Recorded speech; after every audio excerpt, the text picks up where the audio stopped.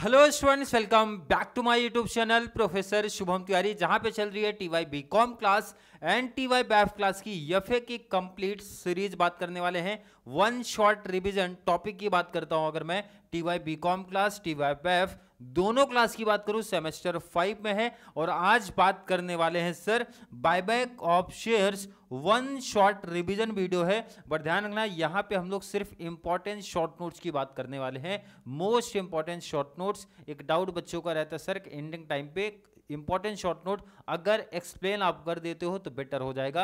और मैं एक इन्फॉर्मेशन दे दूं, कोई भी बच्चा कंफ्यूजन में नहीं आएगा सर बीकॉम बैफ का दोनों का सेम रहता है क्या, क्योंकि इसी वीडियो में बता दूंगा बच्चा कि कौन सा क्वेश्चन किस क्लास को, बोले तो बीकॉम या फिर बैफ को, किस ईयर में पूछा था, कितने पेज लिखने हैं, कितने पॉइंट्स लिखने हैं, कैसा प्रेजेंटेशन देना है।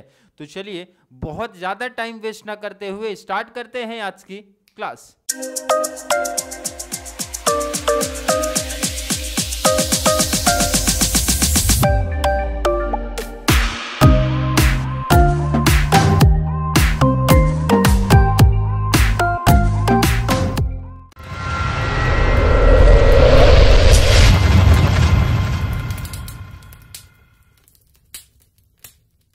सबसे पहले मैं बीकॉम क्लास की बात करूं, previous year question paper clear year लिखा हूं। पहले बीकॉम की बात कर देता हूं। बीकॉम में पहला क्वेश्चन बच्चे दिख रहा है सर बेनिफिट्स ऑफ बायबैक। पहला क्वेश्चन 18 में बना था। 19 का अगर आप केटी वाला पेपर देखते हो तो condition for buyback of shares second question है।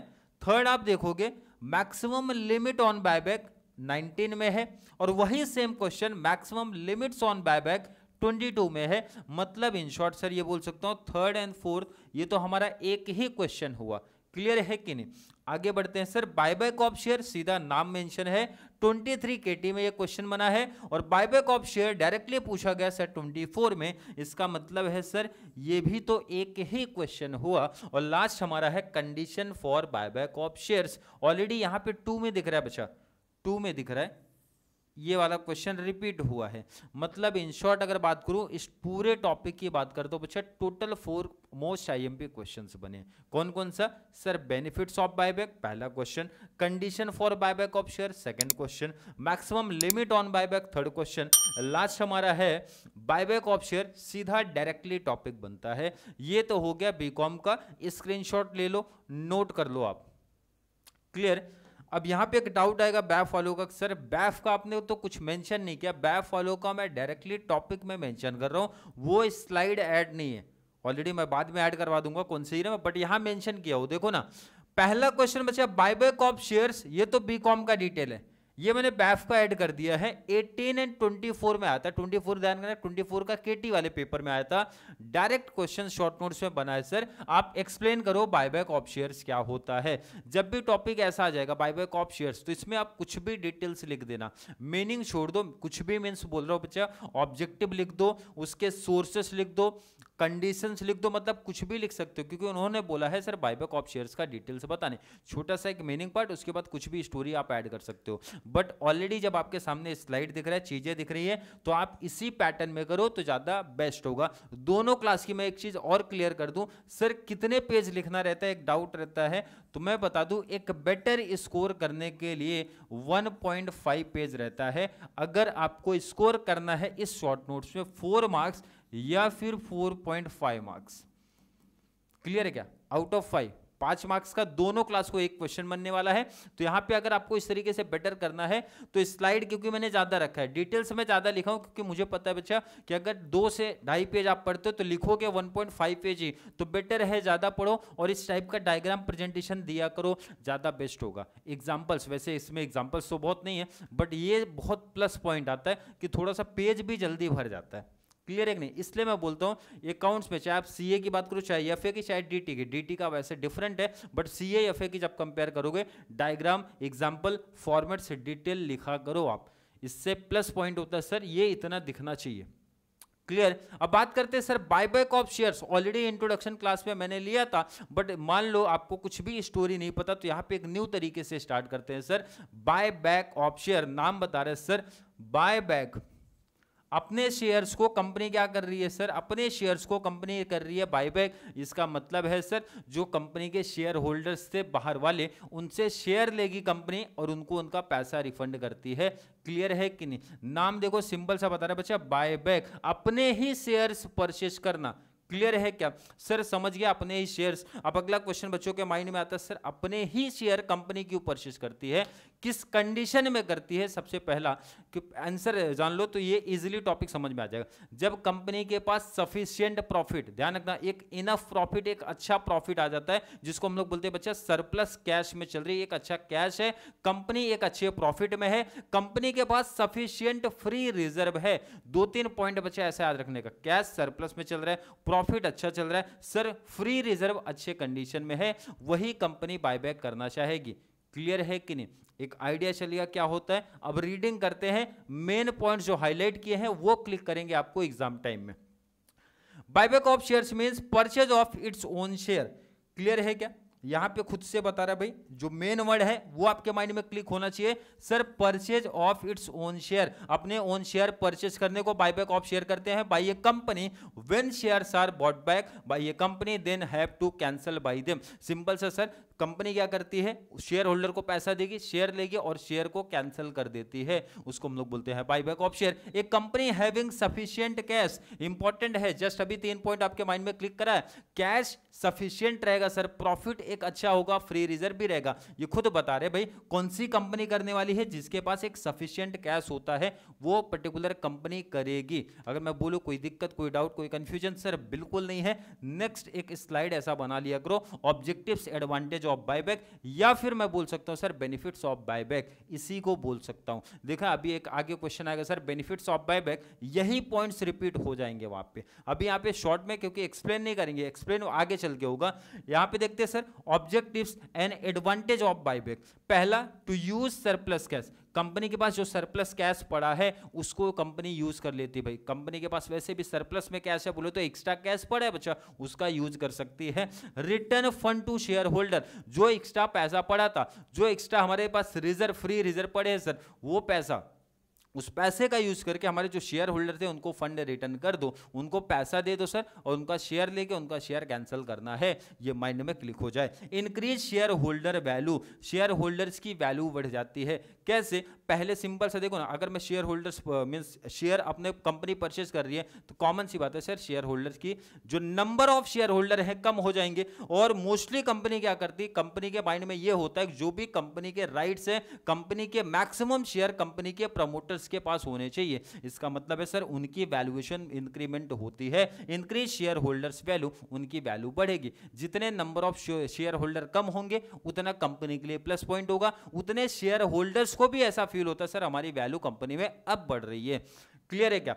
Next point, to effect financial, जो भी फाइनेंशियल कंपनी का रेशियो होता है उसमें चेंज आ जाता है। कैसे चेंज होगा सर? बैलेंस शीट समझ रहा है बच्चा? सर बिल्कुल समझ रहा है। देखो ना, लायबिलिटी आपकी कम हो जाएगी, मतलब इक्विटी शेयर कैपिटल परचेज करने का मतलब होता है भैया उनको पैसा दिया sir, number of equity share हमारा कम हो गया, एक तरीके से फाइनेंशियल जो हमारा स्टेटमेंट होता है उसमें कुछ चेंजेस आपको देखने मिलेंगे। कैश जाएगा और लायबिलिटी हमारी कम हो जाती है। फ्री रिजर्व का यूज हो जाएगा। To reduce the excess share capital, जो कंपनी के पास एक्स्ट्रा शेयर कैपिटल था, क्योंकि कंपनी प्रॉफिट में है, कंपनी के पास सरप्लस कैश है सर, कंपनी के पास फ्री रिजर्व है भाई, तो जो भी आपके पास एक्स्ट्रा शेयर कैपिटल है उसको आप रिड्यूस कर दो, उसको आप कम कर दो। लास्ट हमारा, to increase the EPS, EPS का इंक्रीमेंट हो जाता है। क्लियर है क्या? ईपीएस का मतलब होता है बच्चा, सिंपल सा फॉर्मूला है, बहुत डिटेल से नहीं जाना, बस आपके ध्यान में ये होना चाहिए सर, ईपीएस इंक्रीमेंट होता है सर, जो प्रॉफिट था अब कम लोगों में बंटने वाला है, जो कंपनी का प्रॉफिट था अब कम लोग में बंटेगा तो अर्निंग पर शेयर इंक्रीमेंट होता है। क्लियर है क्या? सिंपल समझ गया? आई थिंक बहुत डिटेल्स अपने को जाना नहीं है, शॉर्ट वे में समझ रहा सर। ईपीएस इंक्रीमेंट होता है कैसे? प्रॉफिट पहले बच्चा सिंपल समझो, 10,000 शेयर होल्डर में बढ़ता था, अभी कंपनी ने क्या किया, 2,000 शेयर्स परचेज कर लिया, तो नंबर ऑफ शेयर कितने बचे सर? 8,000। तो जितना भी प्रॉफिट था अब डिवाइड बाय 8,000 होगा। पहले कितने से हो रहा था सर? 10,000 से, तो ईपीएस आपका कम था, जब डिवाइड बाय वही सेम अमाउंट 8,000 में होगा तो ईपीएस बढ़ेगा। बोले तो अर्निंग पर शेयर इंक्रीमेंट होगा। तो ऐसे 5-6 पॉइंट आप याद रख लो, बना लो स्लाइड में। नेक्स्ट आ जाओ बच्चा अगले पेज पे। मेथड ऑफ बायबैक, ऐसा ही प्रेजेंटेशन लिखना है। पहला ही क्वेश्चन अभी चल रहा है buyback of share. Method of buyback sir दो टाइप्स होते हैं हमारे, एक तो होता है बच्चा ओपन मार्केट, सेकंड होता है सर टेंडर ऑफर। यहाँ पे ओपन मार्केट का मतलब होता है जैसा हम लोग शेयर परचेज एंड सेल करते हैं वही कॉन्सेप्ट कंपनी फॉलो करती है। Company by it's shares on the stock exchange, जैसा हम लोग स्टार्टिंग में देखा है। स्टॉक कहाँ पे सर, स्टॉक एक्सचेंज में। क्लियर है क्या? Similar to the any other investor, but यहां पे मोस्टली कंपनी फॉलो करती है सर टेंडर ऑफर। जो भी कंपनी का वहां पे जो भी कंपनी के शेयर की वैल्यू होगी, कंपनी डायरेक्टली बता देती भाई आपके शेयर की वैल्यू कितना है, 100 रुपीज पर शेयर, तो हम ऑफर कर रहे हैं 110। जो भी शेयर होल्डर भाई अपना शेयर सेल करना चाहता है, बोले तो वो इंटरेस्टेड है तो सेल कर सकता है इतने रेट पे। कंपनी ध्यान रखना जो भी मार्केट रेट है उससे ज्यादा रेट ऑफर करती है, क्योंकि तभी शेयर होल्डर इंटरेस्टेड होंगे अपना शेयर सेल करने में। The company offer to buy, यहां पे ध्यान रखना कंपनी यहां पे सामने से ऑफर देती है shares directly from the share holder. ये डायरेक्ट ऑफर रहता है किसको सर, शेयर होल्डर को। याद रखना कौन से ऑफर में सर, टेंडर ऑफर। मेथड कितने बच्चा, दो, open market tender. Open market tender, open market में सिमिलर जैसा हम लोग करते थे सर स्टॉक एक्सचेंज के थ्रू, वैसा होगा। टेंडर ऑफर में ये होगा कि एक ऑफर प्राइस आपको दिया जाएगा, शेयर होल्डर्स को डायरेक्टली दिया जाएगा। अगर कोई शेयर होल्डर इंटरेस्टेड है देन इजिली वो अपना शेयर सेल कर सकता है। आगे के स्लाइड पे शिफ्ट होते हैं सर, सोर्सेस ऑफ बायबैक। अब आपके पास सोर्स क्या है, ये प्रैक्टिकल्स में भी इंपॉर्टेंट है बच्चा। अभी तो जस्ट मैंने चीजें बताई थी। सोर्सेस ऑफ बायबैक, तीन चीजें ध्यान में रखना। सबसे पहला वर्ड बार बार रिपीट हुआ सर, फ्री रिजर्व कंपनी के पास होना चाहिए। अब फ्री रिजर्व क्या होता है आगे डिटेल से बात करेंगे, बट अभी ध्यान रखो कि भाई कंपनी के पास जो पैसा रिफंड करेंगे वो आएगा किधर से। पहला तो सर हो गया फ्री रिजर्व, सेकंड हो गया बच्चा सिक्योरिटी प्रीमियम। जो पैसा देखो ना, सिंपल सा एक क्वेश्चन बना था कि सर कंपनी जो शेयर होल्डर को पैसा देगी वो कहां से दे सकती है। पहला क्वेश्चन सर फ्री रिजर्व से दे सकती है, सेकंड हमारा सिक्योरिटी प्रीमियम से दे सकती है। थर्ड कंडीशन, थर्ड ऑप्शन आता है सर कि न्यू शेयर इश्यू करेगा और उसके बदले जो वहां से पैसा आने वाला है वो पैसा देगा। एक इंपॉर्टेंट लाइन ध्यान रखना, अगर हमें equity share by company equity share को बायबैक कर रही है तो ध्यान रखना इक्विटी शेयर आप इशू नहीं कर सकते हो। ये मोस्ट इंपॉर्टेंट कंडीशन है कि same kind of share, same kind of security आप इशू नहीं कर सकते हो उसी को बायबैक करने के लिए। मतलब क्या है सर, अगर मैं buyback of share equity share को कर रहा हूं तो इक्विटी शेयर को इशू नहीं कर सकता और कोई लॉजिक भी नहीं बनता सर। इक्विटी शेयर को बायबैक कर रहा हूं और वहीं से पैसा यूज कर रहा हूं, मतलब मैंने इशू किया, जो पैसा आया वो इक्विटी शेयर को ही दिया, सर कोई लॉजिक ही नहीं बना, क्योंकि इक्विटी शेयर तो फिर आ गया हमारे पास। मतलब कोई भी to process of any share और एनी अदर स्पेसिफाइड सिक्योरिटी, मतलब ऐसा पॉसिबल है सर डिबेंचर होल्डर इशू किया, डिबेंचर होल्डर से पैसा लेके इक्विटी शेयर को दिया, ऐसा पॉसिबल है सर। प्रेफरेंस शेयर से पैसा लेके सर इक्विटी शेयर को दिया, ऐसा पॉसिबल है। मतलब समझा क्या, इक्विटी इशू करके इक्विटी को पैसा नहीं दे सकते, ऐसा ये कंडीशन है। और ये नोट देखो ना, वही तो बता रहा है, buyback of shares of any kind is not allowed out of the fresh issued of the shares at the same kind. Same kind के नहीं होने चाहिए, मतलब मैंने लाइन सिंपल बता दिया, इक्विटी शेयर इशू करके इक्विटी का पैसा नहीं रिफंड कर सकते हो, ऐसा कंडीशन नहीं है। डिबेंचर इशू कर सकते हो, प्रेफरेंस शेयर इशू कर सकते हो और वो पेमेंट इक्विटी वाले को पेमेंट कर सकते हो। तो सोर्सेस कितना माइंड में रखो सर, तीन है। पहला फ्री रिजर्व है, सेकंड सिक्योरिटी प्रीमियम है, third any other any other security आप इशू करके दे सकते हो। लास्ट इंपॉर्टेंट नोट जो लिखा था वो याद रखना कि सेम काइंड का नहीं होना चाहिए, सेम काइंड का नहीं होना चाहिए। अगले स्लाइड में आओ कि सर अभी आपने वर्ड यूज किया फ्री रिजर्व, क्या होता है सिंपल सा, पहले तो इसका मीनिंग समझो। नाम बता रहा है सर फ्री रिजर्व, फ्री का मतलब होता है कंपनी बिना किसी के परमिशन के वो पर्टिकुलर रिजर्व यूज कर सकती है। नाम बता रहा है सर फ्री रिजर्व, मतलब यूज कर सकते हैं बिना किसी के रोक टोक के। ऐसे कौन कौन से रिजर्व है सर, जनरल रिजर्व है, पीएनएल है, sinking fund, dividend fluctuation fund, last हमारा इन्वेस्टमेंट अलाउंसेस रिजर्व। आपके प्रैक्टिकल पॉइंट ऑफ व्यू से ये दो मोस्ट आईएमपी है। प्रैक्टिकल पॉइंट ऑफ व्यू मतलब प्रैक्टिकल सम्स जब करेंगे तो ये दो आएगा बार बार। मैं फ्री रिजर्व वर्ड यूज करूंगा तो वहां पे ध्यान में रखना सर, हमारे जनरल रिजर्व आएंगे, पीएनएल हमारा आता है। बाकी एग्जांपल्स के लिए आप यहाँ पे ध्यान रख सकते हो सर, ये हमारे फ्री रिजर्व है। अब याद रख लो कुछ कि सर कौन कौन से फ्री रिजर्व नहीं है। अब यहाँ पे रखो अदर रिजर्व नॉट, यहाँ पे ये वर्ड का मतलब है नॉट अवेलेबल फॉर बायबैक, इसका मतलब ये फ्री रिजर्व बेसिकली नहीं है। कौन कौन से सर, कैपिटल रिजर्व इंपॉर्टेंट है, ध्यान रखना बच्चे, यहाँ मिस्टेक करते हैं। कैपिटल रिजर्व हमारा फ्री रिजर्व नहीं होता है, ध्यान में रख लेना। बाकी अगर नाम नहीं भी किया तो भी चल जाएगा। कौन सा sir? CRR capital redemption reserve आ जाएगा, डिबेंचर रिडम्पशन रिजर्व आ जाएगा, रीवैल्यूएशन रिजर्व आ जाएगा, एंड PPI का कॉन्सेप्ट आ जाएगा। मतलब 4-5 एग्जांपल यहाँ पे भी दिखा दूं तो पहला आंसर रेडी है। कितने स्लाइड में अगर मैं बात करूं, देखो ना स्लाइड अपने को ज्यादा दिख रही होगी सर, 1 2 3 4 5 स्लाइड में मैंने पढ़ा दिया पहला शॉर्ट नोट्स। अब अगर आप जब इसको नोट करोगे या जहां पे भी नोट कर रहे हो तो देखा रहेगा सर ज्यादा डिटेल्स हो गया, तो ज्यादा इसीलिए है बच्चा क्योंकि इतना डिटेल जब आप पढ़ोगे तब जाके एग्जाम में 1.5 पेज लिख के आ सकते हो। आपके माइंड में कैसा क्लिक भी रहेगा सर, पहली स्लाइड पे मीनिंग था, ऑब्जेक्टिव्स का पॉइंट डायग्राम टाइप में दिखाया था, सेकंड में सर सोर्सेस था, थर्ड में कंपनी कैसे ऑफर देती है, टेंडर ऑफर था, वो वाला पॉइंट्स था, नेक्स्ट में सर फ्री रिजर्व में कौन कौन आता है, लास्ट वाले में सर फ्री रिजर्व में कौन कौन नहीं आने वाला है, या फिर ऐसे कौन से रिजर्व है जो कंपनी बायबैक के लिए नहीं यूज कर सकती है। ऐसा पॉइंट्स डायग्राम प्रेजेंटेशन हो गया, इजिली बायबैक ऑफ शेयर का पहला शॉर्ट नोट्स रेडी हो गया। आई थिंक पहले शॉर्ट नोट्स में किसी बच्चे को कोई डाउट कोई कंफ्यूजन नहीं होगी। तो शिफ्ट हो जाते हैं शॉर्ट नोट्स नंबर 2 पे।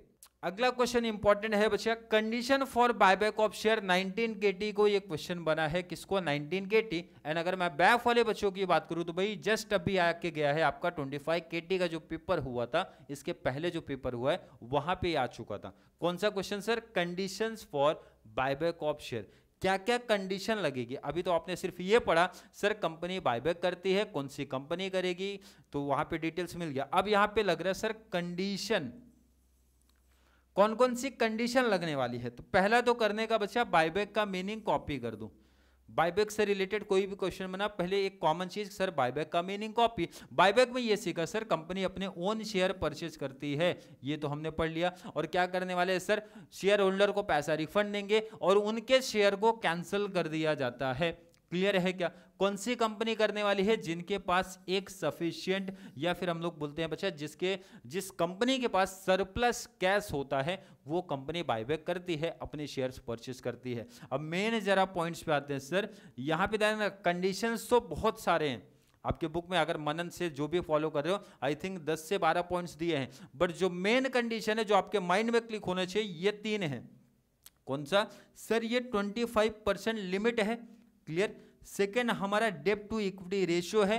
थर्ड हमारा फुल्ली पेड अप कैपिटल है। ये 3 मेन इंपॉर्टेंट है, ध्यान रखना। ये 4th यहाँ पे ऐड करा दिया मैंने, बट 3 मेन होते हैं। कौन से बच्चे? ये 3 मेन है, 3 कंडीशन मेन होते हैं। तो आपको एग्जाम में मेन कंडीशन करके यही 3 पॉइंट्स की बात करना है। पहला कंडीशन सर 25% ऑफ लिमिट किसका? शेयर कैपिटल का। किसका बच्चा? शेयर कैपिटल का। कि मतलब जितना भी शेयर कैपिटल होगा उसका 25% आप मैक्सिमम बायबैक कर सकते हो। क्लियर है क्या? ऐसा ये लाइन पहला बता रहा है। सेकंड डेब्ट टू इक्विटी रेशियो, बायबैक के बाद ये रेशियो आपका 2/1 होना चाहिए, ये दूसरी कंडीशन बता रहा है। बायबैक होने के बाद आपका डेब्ट और इक्विटी का रेशियो 2/1 का होना चाहिए, ये सेकंड मोस्ट इंपॉर्टेंट पॉइंट है।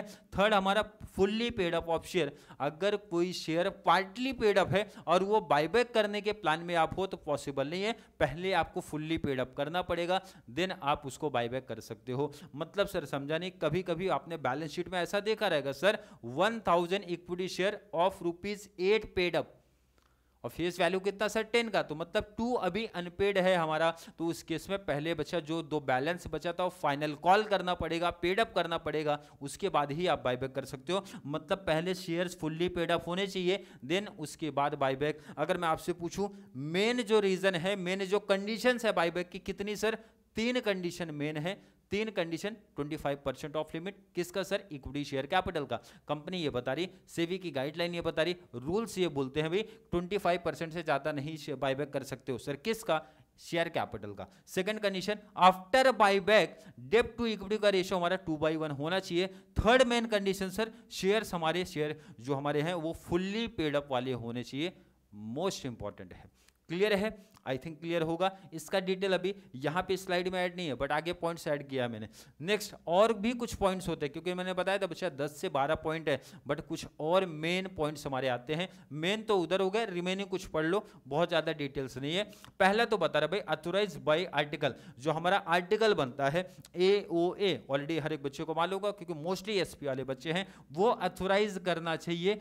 किसके लिए सर? बायबैक ऑफ शेयर के लिए अथोराइज करना चाहिए। नेक्स्ट है स्पेशल रिसोल्यूशन पास होता है, उसके बाद ही होता है, जिसको हम लोग स्पेशल रिसोल्यूशन बोलते हैं या फिर बोर्ड रिसोल्यूशन बोलते हैं। आपने सुना रहेगा सर, पहले मीटिंग्स होता है, मीटिंग्स के बाद ही डिसीजन निकलेगा, और डिसीजन का मतलब होता है पहले जनरल मीटिंग जब आपकी होती है उसके बाद एक रेसोल्यूशन पास किया जाएगा। चलिए अगले पॉइंट की बात करते हैं। स्पेशल रिसोल्यूशन मस्ट बी पास होना चाहिए। किसके बाद सर? मीटिंग होने के बाद। शेयर होल्डर्स की पहले बच्चा मीटिंग होती है, मीटिंग में अगर शेयर होल्डर्स मीन मेजॉरिटी में जाते हैं उसके बाद ही पास हो पाएगा, देन उसके बाद ही आप बायबैक कर सकते हो। सेकंड कंडीशन बात हो रही।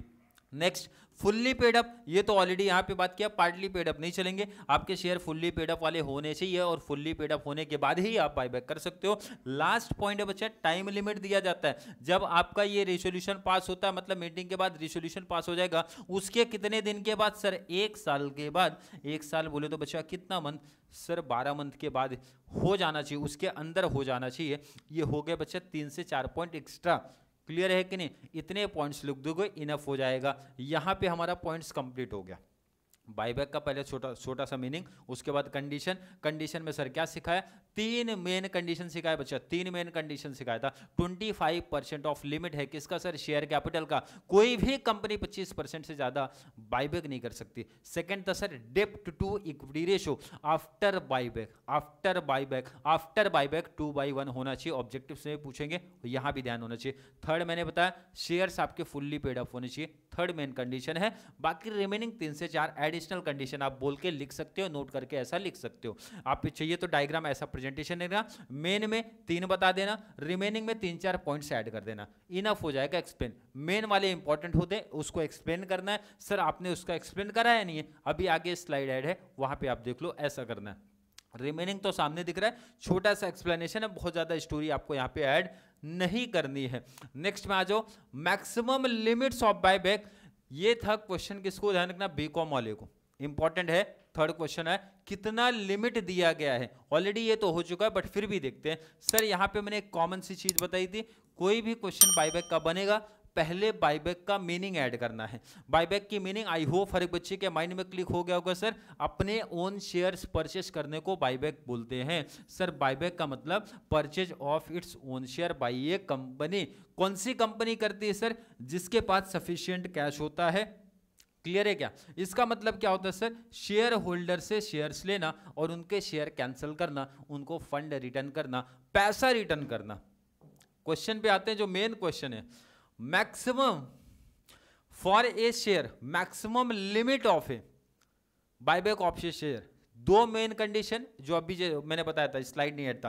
पहला तो ये सर 25% आपकी लिमिट दी गई है, लाइन ऑलरेडी टॉपिक समझा चुका हूं। डेब्ट to equity ratio after buyback कितना होना चाहिए बच्चा? 2/1। ऑलरेडी डिटेल में बार बार मेंशन किया। कितना लिमिट बच्चा? 25%। किस चीज की लिमिट है सर? जितने भी टोटल शेयर कैपिटल होंगे, और कैपिटल हमारा पेड अप होना चाहिए, इंपॉर्टेंट है, पार्टली नहीं चलने वाला है। अब जरा लाइन रीड करते हैं ना, क्या बोला, सिंपल सा देखो ना, यहां पे क्लियर बोल रहे भाई, if the amount exceed 25% of the sum of their paid up capital and free reserve, ध्यान रखना दोनों ऐड कर रहे हैं, कैपिटल के साथ फ्री रिजर्व को भी ऐड किया, और फ्री रिजर्व में कौन कौन आते हैं जस्ट ऊपर हमने बात कर लिया, वहां पे दोनों को ऐड किया। This limit apply to the total value of the buyback of shares in a financial year. कितने तक बचा? 25% तक, उससे ज्यादा नहीं होना चाहिए, उससे ज्यादा नहीं होना चाहिए, क्योंकि वहां पर ही रोक लग गई है। कितने तक सर? 25%। 25 किसका? Fully paid up capital value plus उसमें हमारे ऐड होंगे फ्री रिजर्व। क्लियर है क्या? सेकंड कंडीशन, डेब्ट टू इक्विटी रेशियो को लेके क्या कंडीशन बताया था? 2:1 का रेशियो होना चाहिए सर, कभी जब आपका बायबैक हो जाता है तब, आफ्टर द बायबैक। इंपॉर्टेंट है, ध्यान रखना, बायबैक के बाद की कंडीशन है ये। द कंपनीज डेब्ट टू इक्विटी रेशियो, डेब्ट टू इक्विटी रेशियो कितना होना चाहिए sir? Must not be exceed, must not be exceed मतलब इससे ज्यादा होना ही नहीं चाहिए सर। किससे ज्यादा? 2/1 से ज्यादा नहीं होना चाहिए। क्लियर है क्या?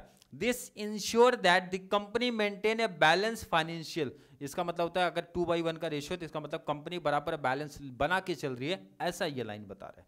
क्लियर है? नोट कर लो आप इसको, इंपॉर्टेंट है भाई। मैक्सिमम कंडीशन जो आपकी दी गई हैं वो आगे शिफ्ट हो जाइए। एडिशनल कंसिडरेशन दिया भाई, कुछ और कंसिडरेशंस दिए हैं, बट मेन हमारे वही दो थे, 25% की लिमिट था और 2/1 का जो हमारा रेशियो था। पहला कंडीशन है बच्चा सफिशिएंट फ्री रिजर्व, ऑलरेडी इसके बारे में बात हुआ है। कंपनी के पास सफिशिएंट फ्री रिजर्व होना चाहिए। फ्री रिजर्व का मतलब सर जनरल रिजर्व था, पीएनएल था, ऐसा 2-3 एग्जांपल हमने देखा था। वो company must have sufficient free reserve, ये ऑलरेडी बात हुई है तो बहुत डिटेल्स इसमें बात नहीं करते हैं। कंपनी ऑथराइजेशन, ये भी ऑलरेडी बात हुई है, कंपनी की ऑथराइजेशन ऐसा बोलना चाहिए। एंड मीटिंग्स के बाद सर, मीटिंग के बाद एक रिजोल्यूशन पास होना चाहिए, तो लाइन भी वही बोल रहा है sir, the buyback must be authorize, authorize होना ही चाहिए, बिना उसके काम नहीं होने वाला है। Board of directors and share holders ये स्पेशल रिजोल्यूशन पास करने वाले हैं। देखो ना, वही सब पॉइंट्स रिपीट हो रहे हैं। कंडीशन टॉपिक आपको समझाए तो पर्पज ऑफ बायबैक, बायबैक का पर्पज क्या होता है मैंने बताया, क्यों कर रही है, कौन सी कंपनी कर रही है। पहले तो रीजन जानो, जिसके पास सर सरप्लस कैश पड़ा है, कैश एक्स्ट्रा पड़ा है, फ्री रिजर्व इनफ है, प्रॉफिट अच्छा है, तो भाई उस सरप्लस कैश को कंपनी यूज करना चाहती है। तो सिंपल है सर, जो कंपनी के पास सर एक्सेस कैश पड़ा है, माइंड में सीधा वही पॉइंट क्लिक होना चाहिए सर, उस पॉइंट के अंदर कौन आ रहा है, एक्सेस कैश जो पड़ा है ना, कंपनी उसको यूज करना चाहती है, कंपनी उसको यूटिलाइज करना चाहती है, इस पॉइंट का मतलब है। और ईपीएस वगैरह इंक्रीमेंट होगा, वो तो होने वाला ही है, ये भी पॉइंट्स की बात हो गई थी। नेक्स्ट, जो भी रेगुलेटरी अप्रूवल सेबी के द्वारा अप्रूवल होना चाहिए। क्लियर है? सेबी बेसिकली वही रूल्स एंड रेगुलेशन की बात करता है, जो 25% की लिमिट है 2/1 का, तो सेबी की ही गाइडलाइन है, उसके रूल्स के अकॉर्डिंग ही चलना चाहिए। एंड एक लास्ट हमारा पॉइंट आपको दिख रहा है भाई, टाइम लिमिट, ये तो बात हो गई सर, कितना, रिसोल्यूशन के जस्ट 1 साल के बाद, बोले तो 12 मंथ के बाद होना चाहिए, ऐसी कंडीशंस अपने को दिख रही है। क्लियर? 2 मेन कंडीशन, उसके बाद यहां पे शिफ्ट हो जाना, ये क्लियर है। तो लास्ट हमारा जो क्वेश्चन बचता है, डायरेक्टली क्वेश्चन बनता है बेनिफिट्स ऑफ बायबैक। अगर मैं बात करूं, ध्यान रखना, बहुत टेंशन नहीं लेना, जो पहला क्वेश्चन पढ़ा था और ऐसा डायग्राम, वही देखो ना, वही सेम डायग्राम मैंने कॉपी किया है, कुछ अलग नहीं। आपको एडवांटेज पूछे, आपको बेनिफिट पूछे, आपको फीचर्स पूछे, तो इसका मतलब सर सेम यही पॉइंट्स कॉपी करना है। मीनिंग हमारे बच्चा वही कॉमन चलने वाले हैं कि बायबैक ऑफ शेयर्स का मतलब होता है सर, अपने ओन शेयर कंपनी परचेज करती है, purchase of its own share by ये कंपनी। क्लियर है कि नहीं? बायबैक ऑफ शेयर में क्या होता है सर, सिंपल सा शेयर होल्डर को फंड रिफंड होता है और उनके शेयर्स कैंसिल कर दिए जाते हैं। क्लियर है क्या? लास्ट हमारा कौन सी कंपनी करती है सर, जिसके पास एक सफिशिएंट कैश होता है। आई थिंक यहां तक किसी बच्चे को no doubt. Benefits of buyback, पहले तो डायग्राम इस पैटर्न में बना देना सर, सरप्लस कैश को यूज करना, अपने पास जो एक्सेस कैश पड़ा है उसको यूज कर लो आप। Return fund to shareholders, अपने जो शेयर होल्डर्स थे उनको पैसा रिफंड कर दो आप, पैसा रिटर्न दे दो आप। क्लियर है कि नहीं? Increase share holders value, share holders की वैल्यू बढ़ती है, क्योंकि नंबर ऑफ शेयर जब कम होंगे, जब भी नंबर, क्योंकि बायबैक ऑफ शेयर का मतलब क्या होता है, आपने शेयर्स ले लिया, पैसा रिटर्न किया, तो नंबर ऑफ शेयर कम होंगे, और नंबर ऑफ शेयर कम होंगे तो जो शेयर होल्डर्स होते हैं उनकी वैल्यूएशन बढ़ती है। नेक्स्ट आओ, ईपीएस इंक्रीमेंट होता है। ईपीएस का फॉर्मूला है बच्चा, total profit divide by number of share holder, total profit divide by number of share. Buyback के बाद नंबर ऑफ शेयर कम होते हैं, कम होंगे तो कॉमन सी बात है सर, हमारा ईपीएस इंक्रीमेंट होगा। ईपीएस क्या होगा बच्चा? इंक्रीमेंट होगा। क्लियर है क्या? Next, reduce the excess share capital, अगर आपकी कंपनी के पास एक्सेस शेयर कैपिटल है, बोले तो ज्यादा शेयर ऑफ कैपिटल है, तो भाई उसको कम कर दो। क्लियर है कि नहीं? लास्ट हमारा जो भी फाइनेंशियल स्टेटमेंट होता है उसमें चेंजेस आपको देखने मिलेगा, क्योंकि सर शेयर कैपिटल कम हो रहा है, एक्सेस कैपिटल को भी हमने यूटिलाइज कर लिया। क्लियर है क्या? अब ये पॉइंट्स थोड़ा सा एक्सप्लेन भी करना पड़ेगा बच्चा पार्टी, ये तो वहां पे पढ़ा, अब उसकी स्टोरी यहाँ पे दिया है, जो डिटेल से बताया वही लिखा है, कोई एक्स्ट्रा पॉइंट नहीं लिखा sir. Increase earning per share, clear है कि नहीं? इसका फॉर्मूला ध्यान रखो, बस सिंपल सा माइंड क्लिक हो जाएगा sir, total profit divide by number of share. When a company buy back its shares, the number of outstanding share it decrease. Common सी बात है सर, शेयर होल्डर हमारे जो बचे थे कम हो जाएंगे, और कम होने का मतलब है कंपनी का जो प्रॉफिट है अब कम लोगों में बटेगा, और कम लोगों में बटेगा तो इसका मतलब है सर उनका बेनिफिट बढ़ने वाला है, ईपीएस हमारा इंक्रीमेंट होने वाला है। नेक्स्ट आ जाओ, return capital to shareholders. अब इसमें पॉइंट्स में कुछ एक्स्ट्रा नहीं लिखा, जो बताया हूं वही लिखा है कि जो एक्सेस पैसा अपने पास पड़ा था उसका यूज करके, किसका यूज बच्चा, एक्सेस कैश जो हमारे पास पड़ा था उसका यूज करके हमने शेयर होल्डर को उनका फंड रिटर्न कर दिया, पैसा रिटर्न कर दिया है। क्लियर, यहां पे वही मेंशन है, रीड कर लेना आप लोग। नेक्स्ट पॉइंट क्या था, companies stock is under valued. ध्यान रखना, वैल्यूएशन जिस पे हम लोग ने बात किया था, वैल्यूएशन उनकी बढ़ती है। पॉइंट्स को रीड कर लेना आप लोग, पॉइंट्स वही लिखे गए हैं जो बार बार रिपीट हुए हैं। नेक्स्ट आ जाओ आप, रिमेनिंग 2 पॉइंट्स, मतलब इतना मुझे लग रहा है 1.5 पेज इनफ हो जाएगा आपके लिए। Reduce the number of share holders outstanding, उसको नंबर्स को कम करना, क्योंकि बायबैक का मतलब होता है सर उनके शेयर्स लेना और पैसा रिफंड कर देना, तो हम लोग जो basically number of share holder हैं वो कम कर रहे हैं। क्लियर है कि नहीं, ये चीज वही बता रही, पढ़ लेना।